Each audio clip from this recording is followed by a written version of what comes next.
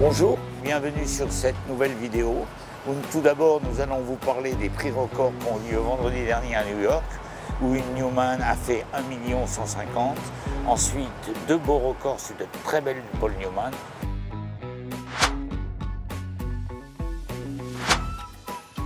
Et la deuxième partie de cette vidéo, initiation à la Rolex Submariner. Alors l'histoire est vaste, nous allons essayer de vous en apporter un maximum.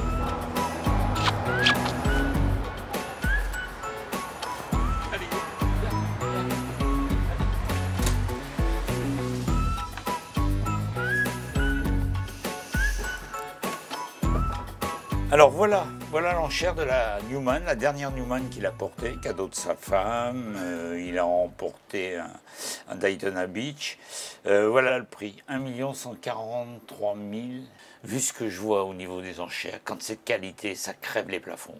On sent que les clients sur ce marché-là sont de plus en plus initiés et la qualité n'a plus de prix. Je vous rappelle que ce modèle est un modèle avec le mouvement Zénith de 94. C'est quand même la dernière Newman qu'il porte. Newman, ambassadeur Rolex et homme de l'année. Voilà.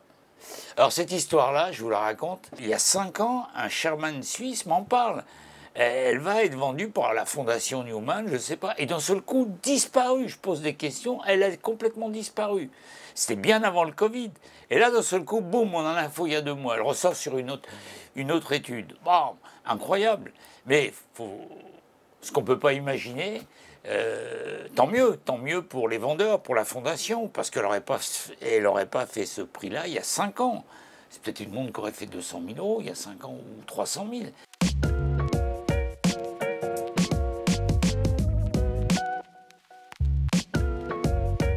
Comme promis, dans cette vidéo, je vais vous parler du modèle mythique des Submariner. Voici un panel d'une dizaine de Submariner où l'histoire est longue. On va démarrer sur des années 66, Bart Simpson, cadran laqué. Pièce très rare, il faut savoir que sur les laqués, je ne cesserai de vous le dire, il nous reste quoi, 10-15% de belles laques, très importantes. Pièce historique. Voilà, on est en 66, les collectionneurs l'ont baptisé Bart Simpson à cause de la couronne. La couronne a une forme un peu penchée, comme la coiffure de Bart Simpson, le fameux dessin animé. Ensuite, modèle mythique et historique, les Matterford. Alors les Matterford, c'est une typographie 200-260. Il faut savoir que ce modèle-là n'a été fabriqué que pendant 3 ans et demi. C'est le parallèle, c'est l'équivalent des longueurs en Pepsi. Ensuite, nous montons dans le temps, 72. Alors, il faut savoir que ces 55-13 sont quand même des pièces incontournables. C'est d'une grande beauté. On travaille plus que sur 20-25% de produits d'origine et de qualité. Vous voyez, avec le fameux verre T19.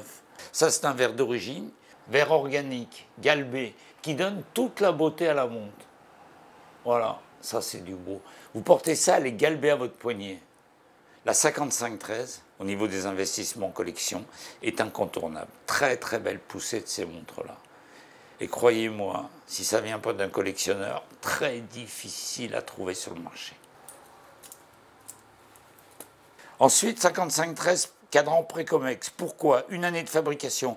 Tout simplement parce que ces cadrans-là étaient livrés à la Comex, où là, ils rajoutaient le Comex émaillé. Voilà. Précomex, une seule année, typographie Précomex, une montre de 78, très difficile à trouver, très difficile à trouver. Alors, il faut savoir que dans l'histoire des 55-13, vous avez beaucoup de variantes de cadrans, beaucoup d'évolutions au niveau des années, et nous allons vous faire voir quelques modèles avec l'explication. Voici une 55-13, transition, très très belle patine, tritium, aiguille pleine. C'est ce qu'on appelle les 55-13 glossy transition, c'est-à-dire que Rolex de 85 à 90 cercle les index. Le problème de ces montres-là, c'est que 50% des cadrans n'ont pas tenu. Un cadranier qui livrait ces cadrans qui, dans le temps, se sont spiderisés, comme on dit. Mais pour nous, le spider, il est mort. D'ailleurs, mon fils a fait sur Internet un article sur les spiders. Vous pouvez d'ailleurs retrouver l'article en description. Pour moi, un spider est un cadran détruit. Il ne faut pas transposer le négatif en positif. Vous savez, j'ai fait couper un cadran spider au laser et vous aviez même l'après du cadran qui était touché.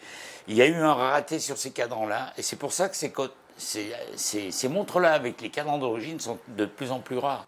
Voilà une parenthèse très importante sur, à l'époque, les subdates. Subdates, vous avez eu, d'abord, elles sont nées en 69 par la Metterfurth. Voilà une subdate rouge, 69 Metterfurth, de 70 à 64, cadran rouge.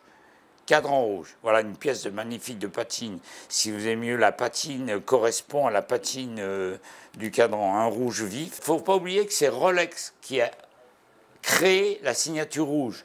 D'abord sur les subs et avant sur les Sidwell rouges. La cote de cette montre-là, c'est surtout sur des rouges vifs. Un rose délavé aura un peu moins de cote que ce genre de rouge. Voilà, très très belle pièce. Et là, après cela, vous avez les blanches. Alors, les blanches qui arrivent en 75, juste après les rouges. Voilà, toujours pareil, l'évolution des montres. Œil de cyclope sur un verre cheminée Rolex en organique. Voilà. Ensuite, après 80, il y arrive ce modèle-là avec les 16-800. Alors là, l'évolution est terrible parce que c'est les premiers verres saphir avec les indexions cerclées. Et là, on rentre en transition. Ça dure 4-5 ans la fabrication. Très très rare à trouver. Ensuite, les 16-800 cerclés.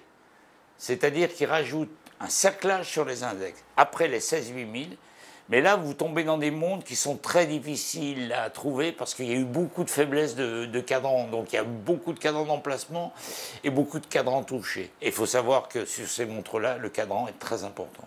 Le cadran sur des montres de collection, la qualité du cadran représente 60% de sa valeur. Alors vous comprenez bien que quand un cadran est touché ou rechargé, c'est une catastrophe. Ensuite, deux modèles très intéressants dans leur côté transition. Vous avez la Sub No Date. Là, nous sommes en verre saphir, 2 lignes. Voilà, 2 lignes. Ça, c'est un modèle qu'ils arrêtent en 2006. Et après, ils finissent sur la transition. Alors, la transition, la typo est de 4 lignes. C'est un modèle qu'ils ont passé au COSC. Cette montre-là est vraiment une transition parce qu'elle a été fabriquée que de 2005-2006 à 2010. Et qu'est-ce qu'on voit arriver en 2010? Les premières céramiques. Et nous finissons sur la Sub 16710. Là, un modèle très intéressant en tritium. Le tritium prend des patines. Il faut faire attention à ce que Rolex n'ait pas changé les aiguilles. Ça, c'est un cas qui arrive souvent. Ensuite, ces montres-là commencent à faire la différence. Nous pensons que le tritium, dans quelques années, aura 10-15% de plus qu'une superluminova. Il y a une logique, puisque déjà beaucoup de ces cadrans ont été changés. Ce sont des modèles qui se terminent en 2010 avec l'arrivée des subdates céramiques. Tout ce panel de submarinaires, c'est des locomotives mondiales. Vous prenez une subdate de verre saphir, c'est une locomotive mondiale. Vous posez, on vous la paye. C'est devenu de l'or, c'est devenu de l'euro. Hein. Beaucoup de clients, quand ils rentrent sur Rolex, beaucoup, c'est d'abord une Sub No Date ou une subdate. Alors, il faut savoir qu'entre la No Date et la date, ça s'est égalisé parce que vous avez des femmes qui recherchent des 40 mm et qui n'aiment pas l'œil de cyclope, qui n'aiment pas la date. Donc elles nous achètent des subdates. Une grande femme, bien ajustée, c'est très joli aussi, c'est d'avant-garde et c'est jeune. Une submarinaire No Date sur 5 est vendue aux femmes. J'espère que cette vidéo vous a plu, mais je tenais quand même à vous dire que le sujet sur les subs est tellement vaste que nous referons sur certains modèles d'autres vidéos pour être plus explicite et plus complet sur certains modèles. Parce que vous avez certains modèles de sub qui ont une grande histoire. Merci beaucoup pour votre fidélité et à bientôt pour une nouvelle vidéo.